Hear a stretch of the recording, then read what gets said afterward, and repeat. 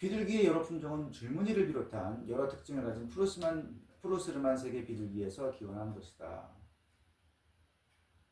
그래서 이제 공통 조상이 있다라는 거죠. 어떤 품종이 단순한 변이를 통해 푸르스름한 색을 띠게 되었을 때 이 줄무늬나 그 외의 특징들은 언제나 다시 나타난다. 그러니까 이런 줄무늬라든지 여기에 이제 조상인 양비둘기의 특징인데 이 푸르스름한 색도 그 양비둘기의 특징이란 말이죠. 그러니까 그 양비둘기의 특징이 복귀될 때는 그 특징들이 다 같이 복귀되는 경향이 있더라. 가장 오래되고 가장 순수한 혈통을 가졌으며 여러 가지 색깔을 띤 품종들이 교배되었을 때 우리는 잡종에서 푸른색과 줄무늬 그리고 여러 가지 특징들이 다시 출현하는 강력한 경향성이 존재함을 볼 수 있다.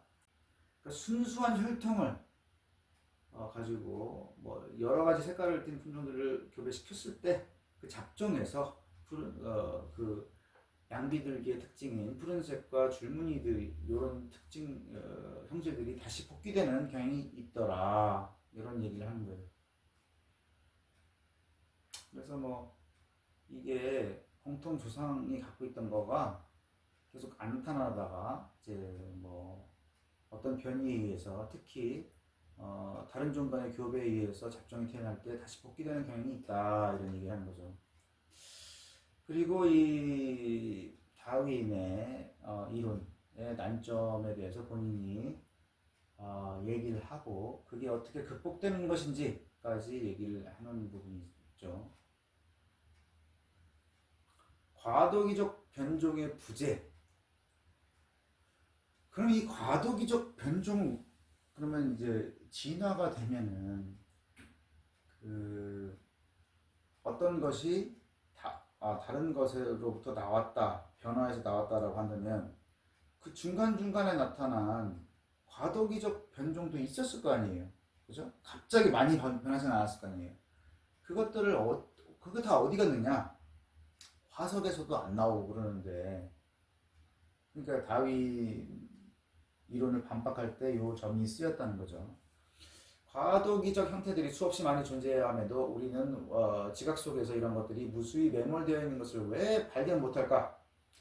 자, 그래서 기록이 잘 남으려면 훗날 이어질 수많은 침식을 견디고 깊은 바다에 서식해서 충분히 넓고 두꺼운 침전물에 둘러싸일 필요가 있는데 그런 조건이 만족이 잘 안 된다라는 거죠. 우리 지구는 뭐예요?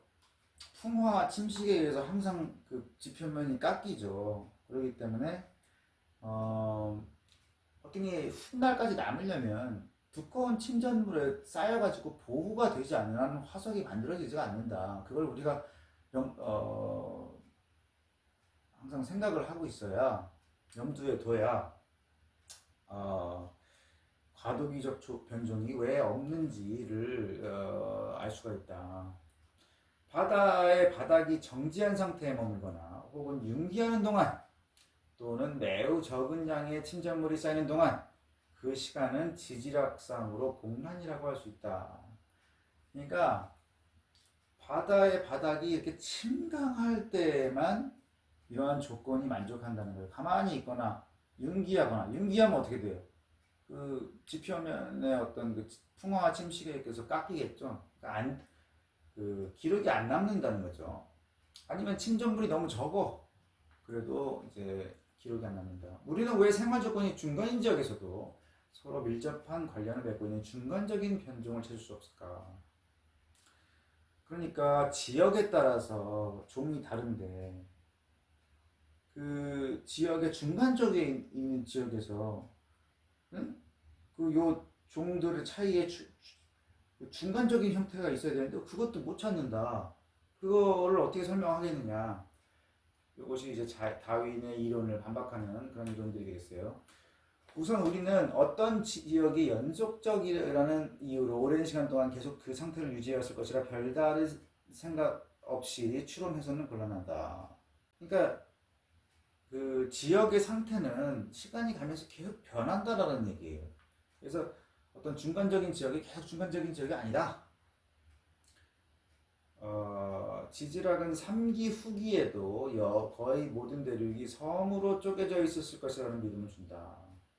그런 섬들에서는 별개의 종들은 중간대에서 중간적인 변종이 존재할 가능성 없이 각기 따로 형성되었을 것이다.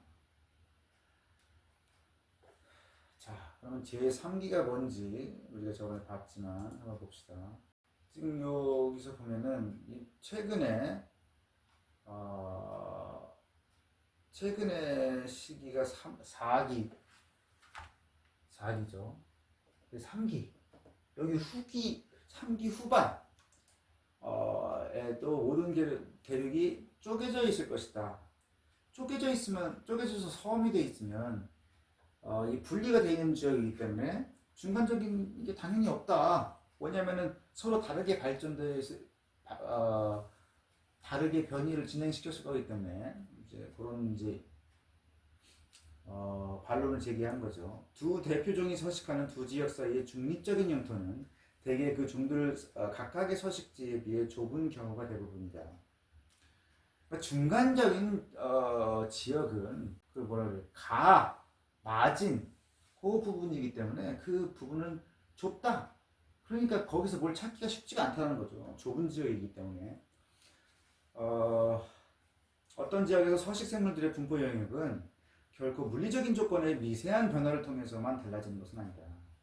다른 종, 해당 서식 생물이 의존하는 종 또는 이 서식 생물을 멸망시키는 종 혹은 이 서식 생물과 경쟁하는 종의 존재에 따라서 상당 부분 달라진다. 이건 이제 다윈이 계속 하는 얘기인데 물리적 조건이 조금씩 변화한다고 거기에서 종이 다 달라지는 게 아니라 어떤 종이 번성하거나 쇠락하는 이유 중에 가장 큰 거는 그것과 서로 어떤 작용을 하는 다른 종의 역할에 있다라는 거죠. 그러니까 그 종이 의존하는 종이나 천적이나 아니면 경쟁종 이런 것에 따라서 이제 그 종의 쇠락이 번성이나 쇠락이 결정되지 기후라든지 단순한 그런 물리적 조건이 크게 생각보다는 작용하지 않는다라는 얘기를 계속했었죠.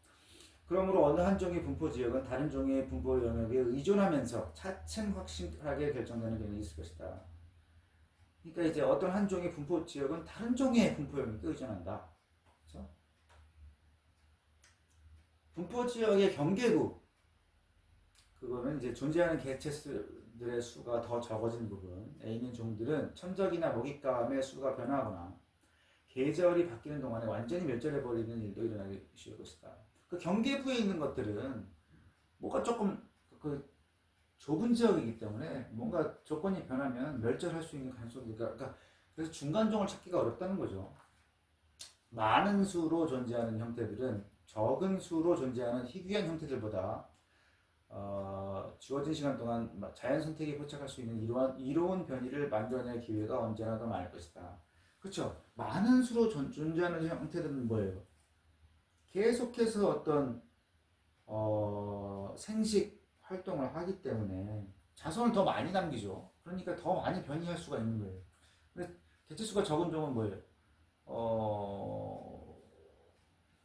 그 생식 그 활동을 이제 덜 하기 때문에 자손을 덜 남기기 때문에 변이도 좀 덜 일어나겠죠.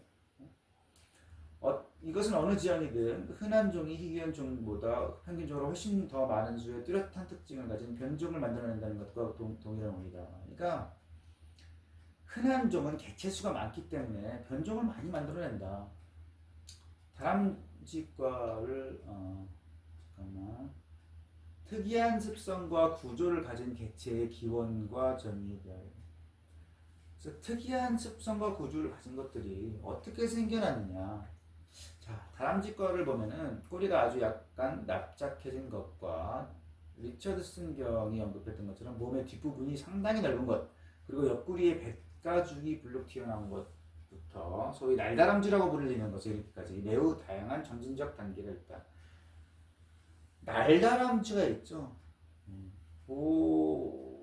다람쥐가 그런 구조가 생기기까지 점진적인 중간 종들도 있다라는 거예요.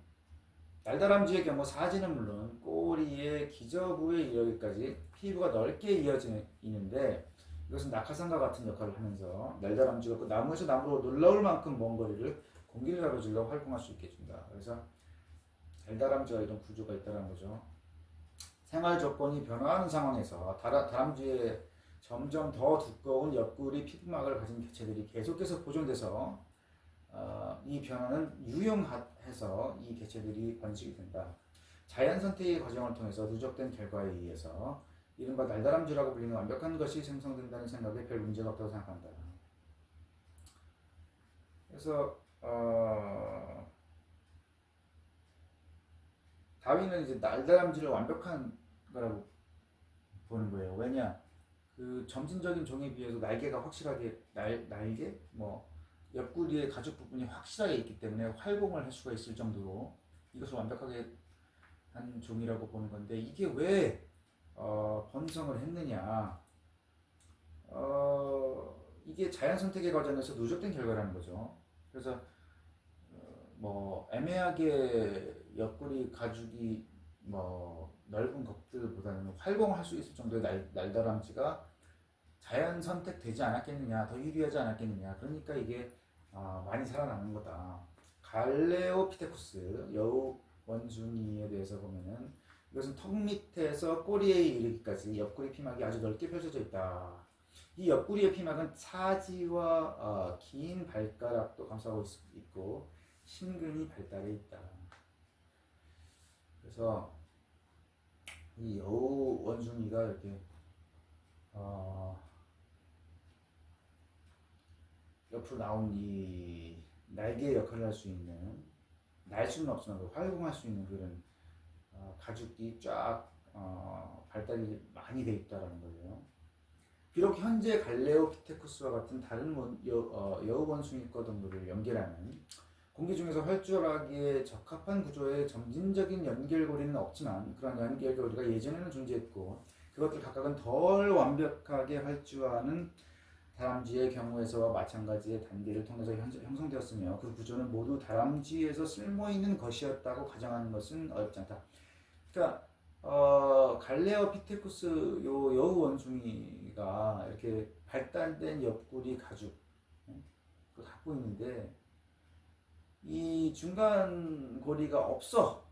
그렇지만 이거 역시 전에는 이런 중간 고리들이 있었고 이 옆구리 가죽이 이렇게 많은 활공할 수 있을 정도로 큰 그 여우 원숭이가 선택이 계속 됐었기 그런 형질이 계속 선택이 됐었기 때문에 여우 원숭이로 이렇게 변이를 했다는 것에 대해서 뭐 이유를 생각하는 게 어렵지가 않다는 거죠. 나무가 한 그루도 자라지 않는 라플라타 평원에 있는 딱따구리는 구조나 습성 면에서 우리가 흔히 볼 수 있는 딱따구리 종과 가까운 혈연 관계에 있음을 알 수 있지만 절대로 나무에 오르지 않는다. 그래서 요 종이 라플라타 평원이라는 그 나무가 없는 그런 곳에서 진화를 했었기 때문에 나무에 오르는 습성이 없다라는 거예요.